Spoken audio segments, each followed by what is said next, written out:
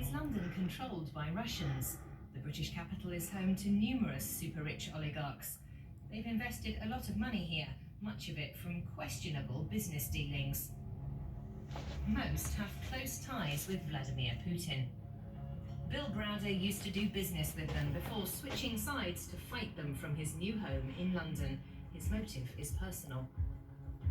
Vladimir Putin's regime killed my lawyer, Sergei Magnitsky.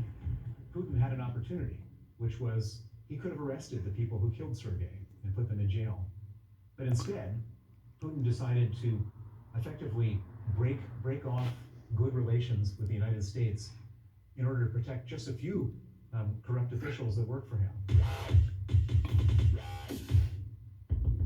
Bill Browder fiercely opposes Vladimir Putin. In his opinion, oligarchs are merely henchmen for the Russian president.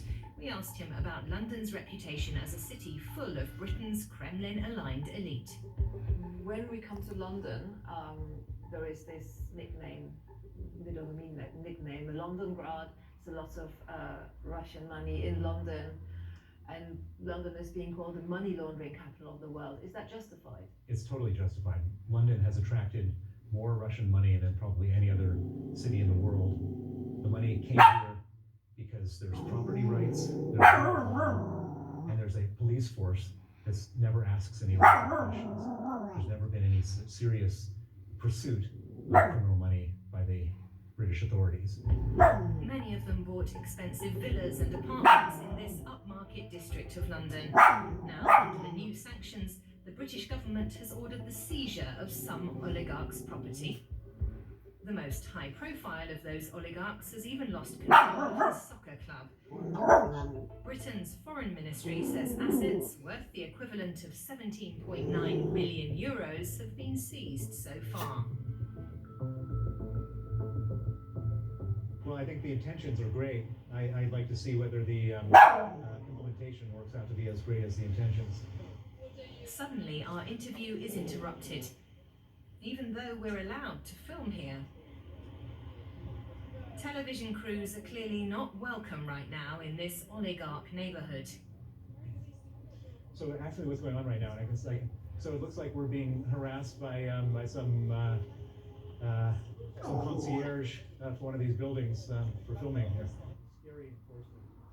45 minutes later, we're able to resume. So, can you tell me a little bit about what you would actually like to see in terms of implementation? Well, first and foremost, I'd like to see 100 oligarchs on the sanctions list having their properties frozen. Secondly, I'd like to see assets identified and frozen after that. Only 20 oligarchs have been sanctioned by Britain so far. But what will those sanctions actually achieve? Can freezing assets end the war in Ukraine? We shouldn't expect the oligarchs to rise up, and we shouldn't expect the people to rise up. Not because they're not happy, not because they're not unhappy, but because Vladimir Putin has them so terrified. The purpose of this whole exercise is to just bleed him dry so that there's no more money to send out to finance this war. It's as simple as that. But what economic consequences could London face as a result of losing the oligarchs' wealth, especially since that money has been welcome here for so many years? I think that perhaps property prices in some of the most exclusive neighborhoods will start to maybe not go up or possibly go down. I think you'll be able to get seats in restaurants that you couldn't go to before. I think there'll be a few jewelers and a few coiffeurs and a few people who cater to the ultra rich that may be feeling a pinch. But I don't think the average person in the UK is going to notice it at all.